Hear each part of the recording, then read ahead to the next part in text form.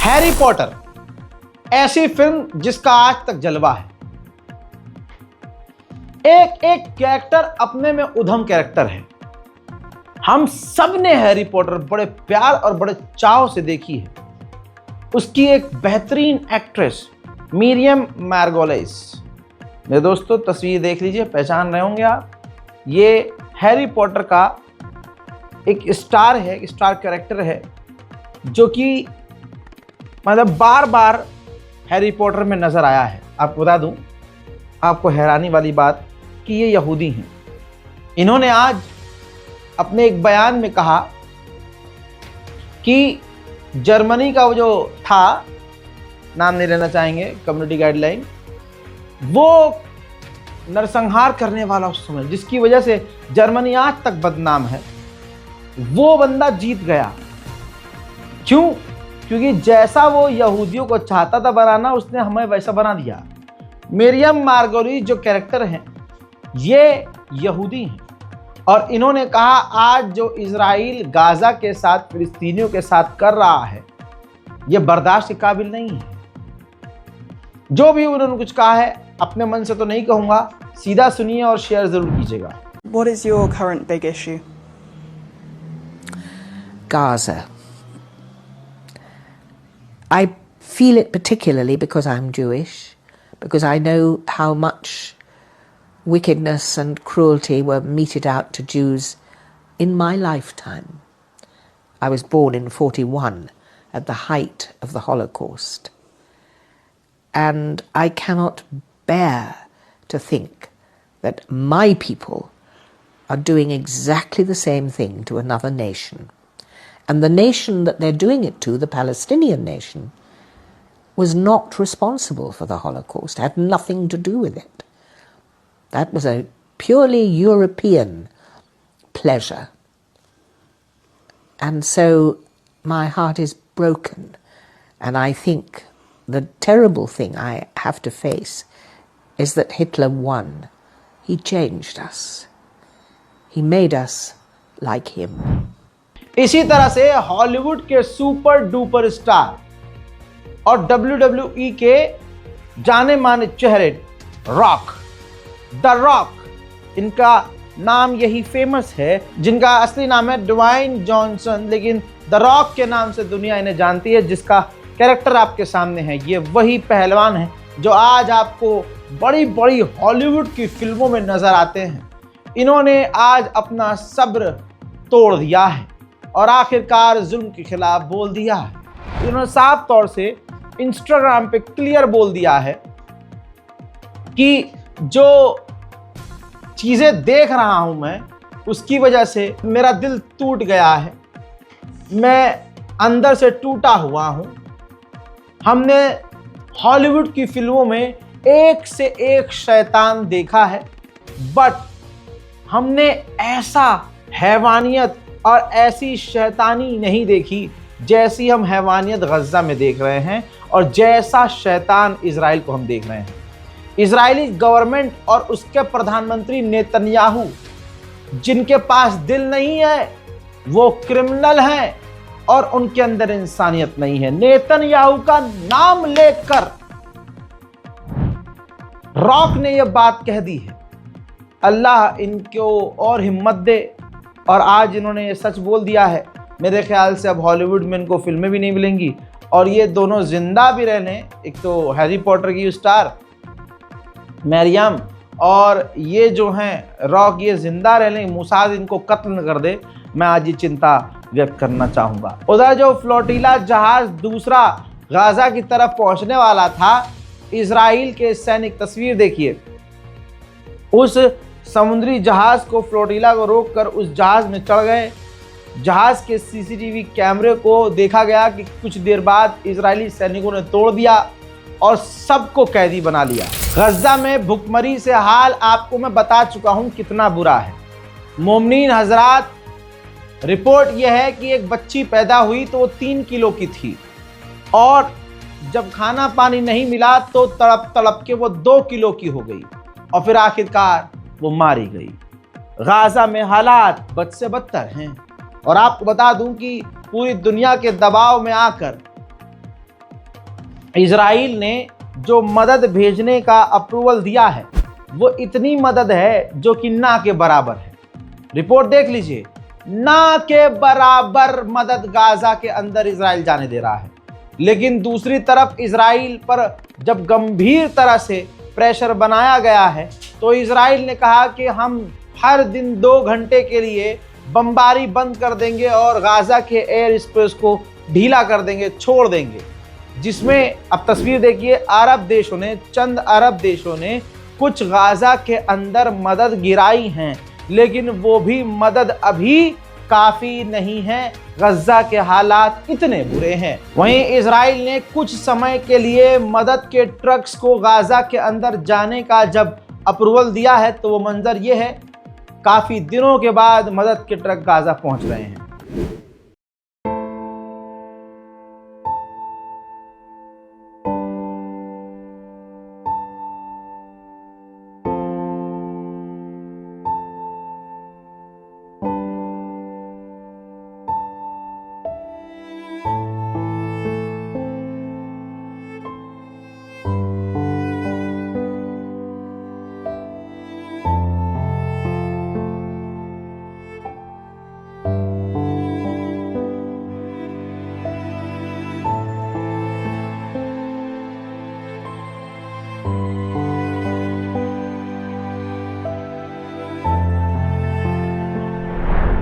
अब दोस्तों आपको बता दूं कि इजराइल का सबसे बड़ा आतंकवादी उर्फ वहां का जो प्रधानमंत्री है, जो नरसंहार करने वाला है, उसने अपने मुंह से कबूला है कि गाजा के अंदर हम उतनी ही मदद जाने दे रहे हैं जितनी मदद देखकर यूएन खामोश हो जाए, खुश हो जाए। देखिए, שיהיה ברור, אנחנו נשיג את היעד, אנחנו נחסל את החמאס. כדי להשלים את היעד הזה, גם של חיסול החמאס וגם של שחרור חטופינו, אנחנו מתקדמים בלחימה ומנהלים משא ומתן. בכל נתיב שנבחר, בכל נתיב, נצטרך להמשיך לאפשר כניסה של אספקה הומניטרית מינימלית. עשינו את זה עד עכשיו, אבל האו"ם מייצר תירוץ ושקר על מדינת ישראל. הוא אומר, לא נותנים לי להיכנס עם אספקה הומניטרית. נותנים, יש צירים מאובטחים, כל הזמן היו, אבל היום זה רשמי. गाजा के अंदर हालात क्या हैं आपको पता ही हैं। जरा इस तस्वीर को देखिए, बिजली तो वहाँ है ही नहीं। कुछ घंटे के लिए बिजली आती है और चली जाती है। अब जब बिजली नहीं है तो आटे की चक्की को हाथ से गाजा का नौजवान चला रहा है। मैंने अभी परसों ही आप लोगों को एक्सप्लेन किया था, वही आज हुआ है। जब आप पूरे एक देश को भूखा रखोगे और फिर मदद के 4 ट्रक भेजोगे तो होगा क्या। ये तस्वीर देखिए, गाजा के अंदर जब मदद के ट्रक पहुंचे हैं तो भूखे गाजा के लोगों ने लूट मचा दी और इस लूट बार में, भगदड़ में इतने लोग दबे, खबर आ रही है कि कम से कम 5 से 10 लोग दब के ही मारे गए। गाजा के अंदर का एक बड़ा खौफनाक मंजर आया है। चर्च के अंदर ईसाई लोग बैठे हैं, प्रार्थना हो रही है और अचानक से बाहर चर्च के बमबारी होती है। देख लीजिए।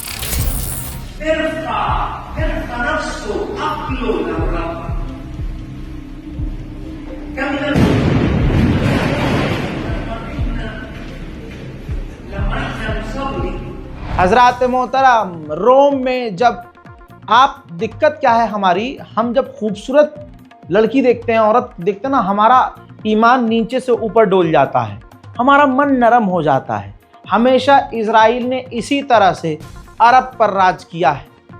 दुनिया में अपनी औरतों को बिस्तर में भेजकर, अपनी औरतों को आगे करके, तमाम मर्द जात का नाड़ा ढीला करके दूसरे मुल्कों की सरकारें हिलाई हैं। तो दिल पर काबू रखिए और अब खबर सुनिए। जब इजरायली खूबसूरत कपल रोम पहुंचे तो वहाँ एक ट्रेडिशन है कि वो सिक्का पानी में डाल के विश मांगते हैं, दुआ मांगते हैं। तो वो लड़की, इजरायली लड़की, सिक्का पानी में डालकर दुआ कर रही है कि ऊपर वाले की मदद से एक दिन हम सारे अरब देशों को जला देंगे। देखिए, שננצח, זריז את המלחמה הזאת. עוד כסף, קדימה. מקווה לטוב, מקווה לטוב. אחורה, אחורה. אל תעשו את הארנק שלי ככה בבקשה. תגיד עוד אחד. תגיד עוד אחד. ובעזרת השם נסחוף את כל הערבים האלה. בבקשה פגעת למישהו בראש. אופס. זה הגיע נעים לפחות? כן, כן, הגיע. देख लिया। और यही हिजड़े अरब की सरकारें यहूदियों से, इजराइल से हाथ मिलाने के लिए फड़फड़ा रहे हैं। अब सुनिए, जो अमेरिकी एजेंसी गाजा के अंदर अभी भी मदद बांट रही है, ऐसे में लाखों लोग वहां मदद लेने के लिए जा रहे हैं। पिछले 24 घंटे में ऐसे ही गाजा के 17 भूखे लोगों को जो मदद लेने के लिए आए थे, इजराइल की सेना ने गोली मारकर कत्ल कर दिया है। अब तक 133 भूखे लोग मारे गए हैं और उन 133 लोगों में 83 सिर्फ छोटे छोटे बच्चे हैं। वहीं बेंजीवीर कट्टरवादी इजरायली नेता ने कहा कि नेतन्याहू गाजा में मदद भेजकर गलत कर रहा है, हमें वहां सिर्फ एक भेजनी चाहिए चीज, वो चीज है बम। सुन लीजिए। פשיטת רגל מוסרית שבזמן שחטופים שלנו נמצאים בעזה, ראש ממשלתנו מעביר סיוע הומניטרי לעזה. אני חושב שבשלב הזה מה שהיה צריך להעביר לעזה זה דבר אחד: פצצות, לפוצץ, לכבוש, לעודד הגירה ולנצח את המלחמה. अब आपको मैं पूरी स्क्रीन पर यह वीडियो नहीं दिखा सकता। जर्मनी की पुलिस जो फिलिस्तीन के नाम पर प्रदर्शन कर रहे हैं, उनके सीने पर चढ़कर उनकी गर्दन और उनके सर पर कोहनियों और घूसों से हमला कर रही है। बस इतना काफी है। बस ये छोटा सा मंजर आपको दिखाकर बताना चाहूंगा कि दुनिया में यही हो रहा है। जो हक के साथ है, जो जालिम के खिलाफ है, मारा जा रहा है, पीटा जा रहा है। फर्क नहीं पड़ रहा कि वो किस मजहब का है, बस क्योंकि हक बोल रहा है तो मार दो। ऐसे ही दोस्तों, ये मंजर देखिए। जर्मनी की एक लड़की जर्मन नागरिक है, मुसलमान नहीं है। दिक्कत यह है कि इस बेचारी के अंदर इंसानियत थी। फिलिस्तीन के लिए प्रदर्शन करने लगी तो जर्मनी की पुलिस ने इसको भी पकड़ के दीवार में पटक दिया और फिर गिरफ्तार कर लिया। सिर्फ यही नहीं, ये व्हील चेयर पर एक लड़की आप देखिए, एक महिला देखिए। ये ब्रिटेन की है विजुअल। बर्तानिया में एक अपाहिज औरत भी, जिसका ज़मीर अपाहिज नहीं था, गाजा के लिए, फिलिस्तीन के लिए जब वो बोलने सड़क पर उतरी तो ब्रिटेन की पुलिस ने उसे गिरफ्तार कर लिया। दोस्तों, सच बोलोगे दबाए जाओगे, मिटाए जाओगे। 5 साल से मैं सच बोलता आया हूं, उसकी कीमत मैंने और मेरे परिवार ने इतनी चुकाई है कि आप ख्वाब में भी नहीं सोच सकते। आपको बताना चाहूंगा, 53 से ऊपर केस हुए, 2 बार मेरी गाड़ी पर गोलियां चली, जानलेवा हमले हुए, मेरे कई यूट्यूब अकाउंट को सस्पेंड किया गया, इंस्टाग्राम और ट्विटर को भी सस्पेंड करवा दिया गया, लेकिन फिर भी अकेला यहां खड़ा हूं। न किसी से मदद मांगी, न किसी से सपोर्ट मांगा, क्योंकि मुझे पता है जिस मुल्क में एक मुसलमान बच्चे को स्कूल के बाहर कत्ल कर दिया जाता है तलवारें घोंप कर, जिस मुल्क में मुसलमानों को दिन दहाड़े मार डाला जाता है एक भीड़ के द्वारा, और पड़ोस के मुसलमानों पे घंटा कोई फर्क नहीं पड़ता, ऐसी कौम से क्या ही उम्मीद करनी। यही हुआ है कल मेरे साथ। आपकी स्क्रीन पर जरा ये देखिए, एक रांडी सेना है और सोशल मीडिया पर रैंडम सेना नाम से ये मौजूद है। ट्विटर पर भी ये मौजूद रहता था, जो कि ये भीड़ तंत्र चलाते हैं। जैसे सरकार भीड़ तंत्र चला रही है, ऐसे ही ये मोदी के सपोर्ट में, आरएसएस के सपोर्ट में, मुसलमानों के नरसंहार के लिए, और जो खासकर मुसलमानों के लिए बोलते हैं, उनके अकाउंट को सस्पेंड कराने का ये काम कर रहे हैं। ये वही ग्रुप है इनका, जिसमें 4-5 हज़ार इनके फॉलोअर हैं। और इसमें जो भी, सिर्फ मैं अकेला नहीं, जो भी मुसलमानों के हक की बात करता है, जो भी सरकार पे सवाल खड़ा करता है, हजरात ये क्या कर रहे हैं, लगातार क्या कर रहे हैं, उनके अकाउंट को अपने ग्रुप में भेजते हैं लिंक, और वहां लोगों से कहते हैं, प्रोसेस बताते हैं कि आप सभी जितने भी 4,000, 5,000, 10,000 लोग हैं, एक साथ जाओ, एक ही टाइम पर, पर्टिकुलर टाइम पर, 1-2 घंटे के अंदर आप इस पेज को रिपोर्ट करो।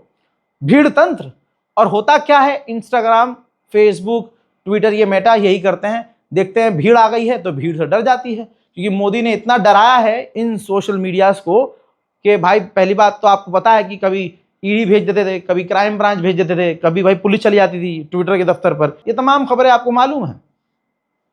अब दोस्तों, रजा गराफी ऑफिशियल जो मेरा अकाउंट था इंस्टाग्राम पर, मास रिपोर्ट करवाया गया। सबूत मैंने आपको दिखा दिया कि किस तरह से उन्होंने कैंपेन चलाया था। रिपोर्ट करवा दिया और वो अकाउंट बिना नोटिफिकेशन के डिलीट हो गया। अब अंडुओं को लग रहा है कि मैं रोऊंगा। हम है बेटा मुसलमान, जिसका ईमान मूसल जैसा मजबूत है। तुम्हारी तरह नहीं, एक लट पड़ जाए तो रो जाओ, 2 रकात नमाज पढ़ते हुए मुसलमान को देख लो तो हक दो पीछे से, अजान की आवाज सुनो तो पिछवाड़ा फट जाए तुम्हारा। तो बाबू तुम हो डरपोक, भीड़ तंत्र से चल रहे हो। जिस दिन भीड़ तंत्र खत्म हो जाएगा उस दिन तुम्हें समझ में आएगा। तुमको ये लगता, देखो तुम्हारी बहनें और तुम्हारी माएँ कमर हिलाकर अपने छाती और पता नहीं क्या क्या दिखाकर इंस्टाग्राम से पैसा कमाती होंगी। तुम्हारा बाप इंस्टाग्राम से कोई पैसा नहीं कमाता है, ठीक है। बस उस पे ये था कि उस अकाउंट से लोग जुड़े हुए थे और जिनकी खबर नहीं बनती थी, जिनके मसले को कोई सुनता नहीं था, वो बेचारे वहां मुझसे कांटेक्ट करते थे, वहां मुझे वो अपनी खबरें बताते थे और वहां से मैं उन लोगों से बात करके मैं उनकी आवाज दुनिया तक पहुंचाता था। बहरहाल अभी हमने ना इंस्टाग्राम से कोई रिक्वेस्ट की है, ना मेटा से हमने कोई बात की है, कुछ नहीं किया है। बस ये एक टेस्ट था। ये कहते हैं ना, बुरे वक्त में अपनों की पहचान होती है। 5 साल से जिन जिन बड़े बड़े क्रिएटर्स को मैंने सपोर्ट किया, उन्होंने एक लाइन नहीं बोली। पिछले 24 घंटे से मैंने अपनी टीम से तो नहीं कहा, मैं डायरेक्ट उनको खुद कॉल कर रहा हूं, खुद मैसेज कर रहा हूं। नाम ले लूंगा, मोहम्मद जुबैर को आप जानते होंगे।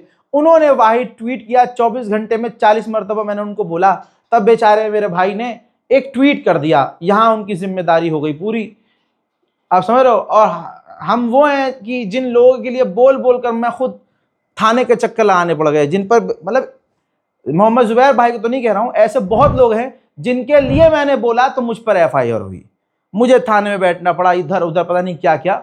लेकिन आज मैं देख रहा हूं बड़े बड़े, आज बहुत बड़े हो गए हैं। लेकिन हुआ क्या, आज जब मुझे ज़रूरत पड़ी, अल्लाह के सिवा, मेरे परिवार के सिवा मेरे साथ कोई भी नहीं है। आप मेरे साथ हैं, कहाँ हैं मेरे साथ हैं? बताइए कितने लोगों ने इंस्टाग्राम पर या कितने लोगों ने X पर या फेसबुक पर जाकर लिखा कि #bring back रजाग्राफी इंस्टाग्राम? नहीं लिखा। मैं कह रहा हूं मुझे वापस नहीं चाहिए भाई, पैसा थोड़ी ना कमा रहा था उससे, मैं इंफॉर्मेशन शेयर कर रहा था, मैं उससे, लोग जुड़े हुए थे उससे। यूट्यूब पे बात थोड़ी ना हो पाती है आपसे, उससे बात करते थे हम, लाइव बात करते थे, बात करके लोगों से जुड़ते थे। कम से कम आप लोगों को, मेरे कितने लोग हैं भाई, 6 मिलियन लोग, मुझे तमाम चैनलों को मिलाकर मेरे जो सब्सक्राइबर हैं 6 मिलियन हैं, रीच मेरी 12-15 मिलियन है। उन 12-15 मिलियन में से 1 लाख लोगों ने भी अगर मेरे लिए सोशल मीडिया के हर प्लेटफॉर्म पर अगर कुछ बोल दिया होता तो ये एक मुद्दा बड़ा बनता और जो अथॉरिटीज़ हैं, जो मेटा है, X है, इन लोगों को दिखता कि हाँ भाई ये चीज़ें गलत हो रही हैं, हमारी पॉलिसी का गलत फ़ायदा एक भीड़ उठा रही है। किसी ने कुछ नहीं बोला। अकेला था, अकेला हूँ और शायद अकेला ही रहूँ। लेकिन खुशी है कि दिल में कुछ भी खोने की तकलीफ़ नहीं है। मुझे खुशी है कि ऐसे मौके पर भी जहाँ अंडवे सोच रहे हैं कि मैं कमज़ोर हो जाऊँगा, मैं रोऊंगा, बिलबिलाऊंगा, हाथ जोड़ूंगा, अजी मेरा कद्दू, हस्बी अल्लाह व निअल वकील। हम किसी से नहीं डरते और हमारे लिए सिर्फ परवरदिगार काफ़ी है। मैं आगे आपको जानकारी दूंगा कि जब तक ये हमारा दूसरा अकाउंट है, मैं ये पहले से बैकअप अकाउंट था, मुझे पता था ऐसा आज नहीं तो कल होगा, रजाग्राफी अनस्क्रिप्टेड। आप यहाँ पर ज्वाइन हो सकते हैं, फॉलो कीजिए, DM कीजिए। अगर आपको कुछ बड़ी जानकारी शेयर करनी तो DM कर दीजिएगा मुझे। और इसके अलावा जो हमारा प्राइमरी मेन अकाउंट है, हम ज़रूर उसके लिए कुछ करेंगे या उसके अलावा कुछ नया अकाउंट बनाएंगे तो इंशाल्लाह आपसे हम शेयर करेंगे। और मुझे यकीन है कि जिस पे 5 लाख फॉलोअर थे उसको उड़ा के अंडवे सोच रहे हैं अब रजाग्राफी वापस नहीं आएगा, उनका बाप वापस ज़रूर आएगा और 1 मिलियन के साथ उनका मुंह तोड़ा जाएगा। और इसमें अगर आपने साथ नहीं दिया तो फिर क्या ही किया। हुजूर के साथ जंग में लड़ेंगे, सहाबी के साथ जंग में, अगर हम करबला में होते हम ये कर लेते, अरे अगर हम यहाँ होते तो हम ये कर लेते। अरे तुम अपने बोलने, जो तुम्हारे लिए बोलता है, जो कौम के लिए बोलता है, जो दीन के लिए बोलता है, जो मजहब के लिए बोलता है, जो देश के लिए बोलता है, भाई उसके लिए तुम 2 लाइन नहीं लिखते, एक फॉलो बटन नहीं दबाते। तुम हस्बी अल्लाह। उधर डोनाल्ड ट्रंप ने कहा है कि हमास डील नहीं कर रहा है, तो आगे क्या करना है वो नेतन्याहू फैसला लेंगे कि उनको क्या करना है, क्या नहीं करना है। Sir, please get my son back. How is your son doing? Well, he's dead, but they have his body, and it's so important. It's more important. It's almost like more, but it's as important as if the child were living. These people were, they're devastated. And I said, when you get it down to a certain number, you're not going to be able to make a deal with Hamas, because once they give them up, then they feel that... मेरे दोस्तों, Trump ने यह भी कहा है कि Gaza के अंदर जो मदद बांटने की जो प्रॉब्लम आ रही है वो सिर्फ हमारी प्रॉब्लम नहीं है, वो पूरी दुनिया की प्रॉब्लम है। अबे सफेद सुअर, प्रॉब्लम सिर्फ तू है, हरामी आदमी सिर्फ तू है। वहीं अवार्ड का भूखा, तारीफ का भूखा, ये पालतू कुत्ता, सफेद जानवर, ट्रंप कह रहा है कि हमने सबसे ज्यादा गजा को मदद दी है, $60 मिलियन मदद हमने दी और किसी ने हमको शुक्रिया अदा नहीं किया। हाँ शुक्रिया, पहले तुम मारो पीटो, तुम पूरा एक देश तबाह कर दो, लोगों का नरसंहार करवाओ, इजराइल को बिलियंस ऑफ डॉलर के बम दो, रॉकेट दो, मिसाइल दो, डिफेंस दो, पूरे मिडिल ईस्ट में मुसलमानों का नरसंहार करवाओ और दुनिया तुम्हें कहे अरे दादा शुक्रिया। ट्रंप बिना सर पैर की बात करता हुआ आगे ये भी बोल गया कि मुझे नहीं लगता कि गाजा में भुखमरी है, मुझे लगता है कुपोषण है, क्योंकि जो इजिप्ट से मदद आ रही है राफा से, उसे हमास चुरा रहा है। हालांकि कल ही इजराइल की रिपोर्ट है और इंटरनेशनल रिपोर्ट है कि इस बात का कोई सबूत नहीं है कि हमास मदद चुरा रहा है, बल्कि रिपोर्ट यह है कि हमास मदद नहीं चुरा रहा है, लेकिन क्योंकि वो राष्ट्रपति है, हमारा वाला प्रधानमंत्री है, जो मुंह में आना है बक के हक के चले जाना है। पिछले कई घंटे से लगातार इजराइल पूरी ताकत से गाजा में बमबारी कर रहा है, जिसके बाद बचे कुछ क्षेत्र भी पूरी तरह से तबाह हो चुके हैं।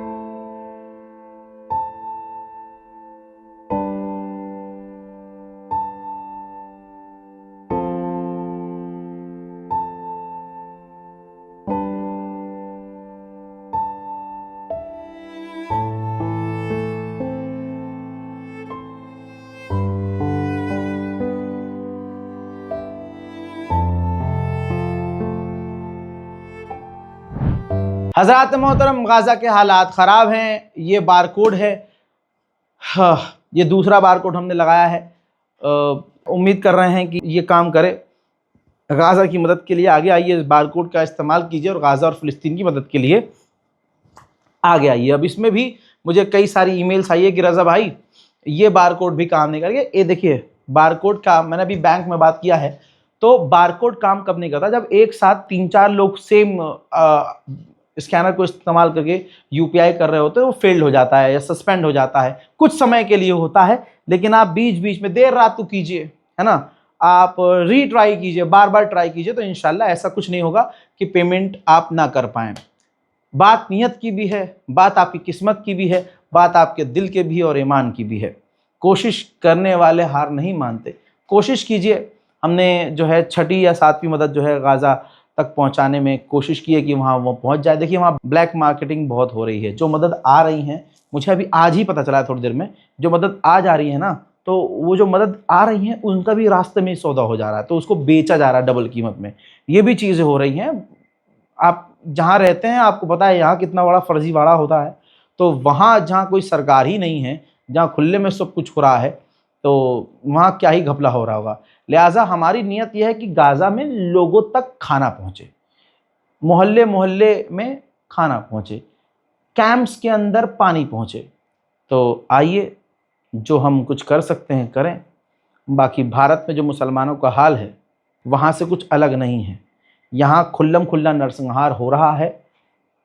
अब आपको पता है, मुसलमान के पैरों से एक चूटी दब जाए तो हिंदू समुदाय गला फाड़ कर चीखे, लेकिन एक दिन दहाड़े स्कूल के बच्चे को पीठ में छुरा घोंप दिया जाए, लठ बरसाई जाए, दिन दहाड़े उसको कत्ल कर दिया जाए, तो प्रशासन गिरफ्तारी तक नहीं करता और करवा नहीं पाता, बिल्डोजर नहीं चलता। योगी कहते हैं कि उत्तर प्रदेश से सारे गुंडे भाग गए हैं, तो कौन बचा है फिर? ये हिंदू ही मार रहे हैं, मुसलमान मार रहा है, कौन मार रहा है?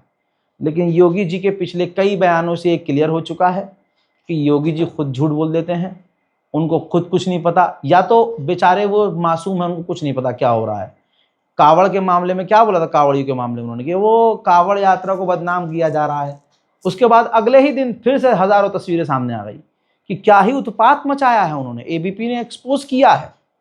लेकिन खैर दोस्तों, ये डबल इंजन की सरकार नहीं, डबल फेस सरकार है। डबल फेस कानून हो चुका है। एक ही कानून मुसलमानों के लिए अलग है और हिंदुओं के लिए अलग है। इस रिपोर्ट को शेयर कीजिएगा, पूरी दुनिया में शांति और अमन के लिए दुआ कीजिएगा। मैं हूं रज़ा और आप देख रहे थे रज़ाग्राफी अनस्क्रिप्टेड। जय हिंद।